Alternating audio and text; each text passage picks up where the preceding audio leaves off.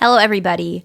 I'm a practicing therapist and I work with a lot of individuals with attachment wounds. Specifically, I work with a lot of individuals who are avoidantly attached. With my fearful avoidant patients, majority of them are dismissive leaning. So that's just something to remember when I'm sharing some of these things. But today I wanted to talk about something that came up recently in a couple of my sessions this week, and something that I see a lot, and it's also very highly requested.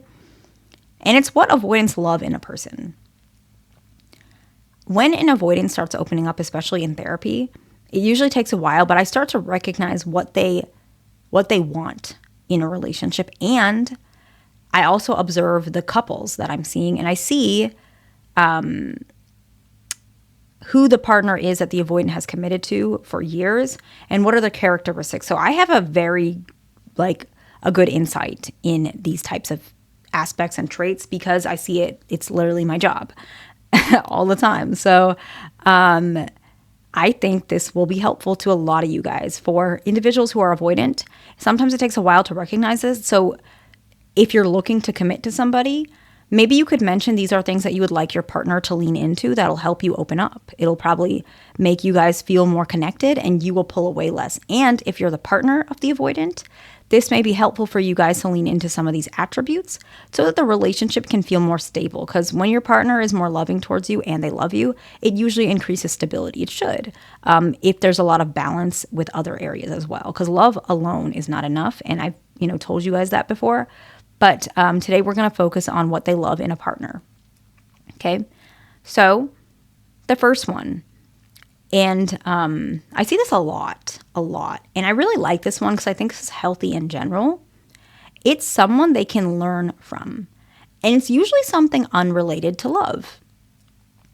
And I think especially for anxious, preoccupied individuals, they actually struggle to understand this concept a little bit because usually when they're trying to help their avoidant partner, they're trying to help them open up to the actual, what we often like media and most people, even avoidants, specifically think about love, right? So opening up, maybe anxious, preoccupied individuals are like sending their partner like videos. Here's how to heal. Here's how to connect. Here's what couples should do. We should go on dates more often. These things, you are helping them learn, but you're helping them learn areas that are actually their triggers. So you're actually pushing them away. But how that you can help them to trust you and help them open up to love and avoidance, this will be something that you could bring up to your partner as well. It's something unrelated to love, where you can feel like if you're the avoidant individual, you can learn from them and they almost add to your life. And so here's an example. Let's say we have a fearful avoidant female and we have a dismissive avoidant male. So this is our example. Let's say they have a different strategy of investing money. Let's say the fearful avoidant, she likes to invest in real estate. And dismissive avoidant, let's say he likes to invest in stocks predominantly, okay? So this is their difference, okay? So we're already talking about a topic that both of them kind of understand about. So we're talking about investments now. So let's say the fearful avoidant, she mentioned something. Let's say she says something like certain states have a higher growth rate than others, right? So a lot of cities, their growth rate for property value, they tend to not be the percentage is not as high compared to let's say rural areas who are, developing now. Obviously that makes sense, right? And so this is a good real estate opportunity. Let's say she's mentioning that. She's not pressuring him. She's just mentioning some areas where she's buying real estate at, okay?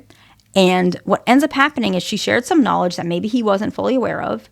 And not only does this encourage the avoidant, the dismissive avoidant, to learn more about real estate, now he also feels that his partner adds to his life in a meaningful way. And to really yank at his brain and pull at things, what's going on subconsciously in his brain, what's happening is, and this is going to be a little triggering for some of you guys, and I know somebody's going to crash out in the comments. Go ahead and do your thing. Just try to be respectful when you're crashing out. But you can, you have a space to do it. It's all good.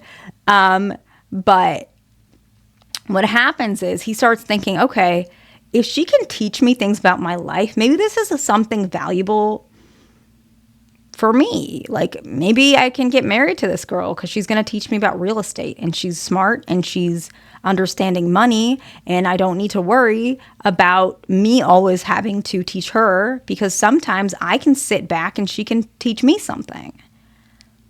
That's his calculative way of thinking, okay, this girl is worth it for me. This girl is worth something I want to open up to and love, right? I want to be with this girl. That's what he's thinking subconsciously, sometimes even consciously. And this is how he feels like this is what he wants in his life. This is why he wants to love somebody.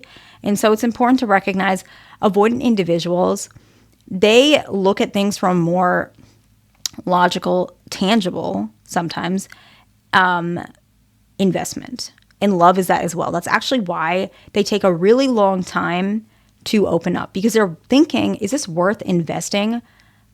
Is this worth risking? They're very risk adverse, right? A lot of them are, especially dismissive avoidance. Fearful avoidance, sometimes they can be pretty irrational sometimes, just being honest. And so they swing between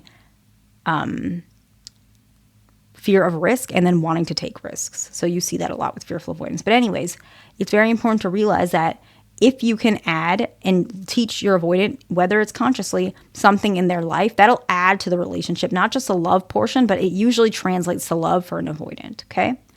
The next one is trusting in avoidance decision. Respect is huge for avoidance. I tell you that all the time. And one of the things that is so disrespectful to avoidance is if they tell you something, it could be anything, like them, I don't know, saying that they know a shorter direction to drive at the airport and you deny them and tell them to use a GPS. That is so disrespectful to them. I know it sounds so silly, but I'm being really honest with you guys. Because what you just said is, I don't trust your decision. You don't know what you're doing. We're going to be late to the airport. That's how they heard it. No, you didn't say that. I shouldn't have said that. But they heard it like that. And by you trusting them, they will start being able to trust you. Because you're the one, if they say something and you diminish what they're saying, you actually put the wall up. And now they are shutting down, okay? So here's an example. Let's say we have an anxious, preoccupied male and a fearful, avoidant female, okay? She tends to use ideas to distract herself from stress, okay? And so that's the background of her. Let's say she's come up with this idea that she wants to go back to law school. Now, let's say this is because, let's say a week or two ago, she was passed up for a promotion. And now she's getting this idea she wants to go back to law school. And the anxious, preoccupied male knows, okay, I know that this might be a little bit irrational. It's great, it's good, but he might lecture her, express. I shouldn't have said lecture, I'm sorry. He may express that she's using this to cover up the rejection of not getting promotion, right? And so what he may do is he may end up nagging her and saying, you always do this.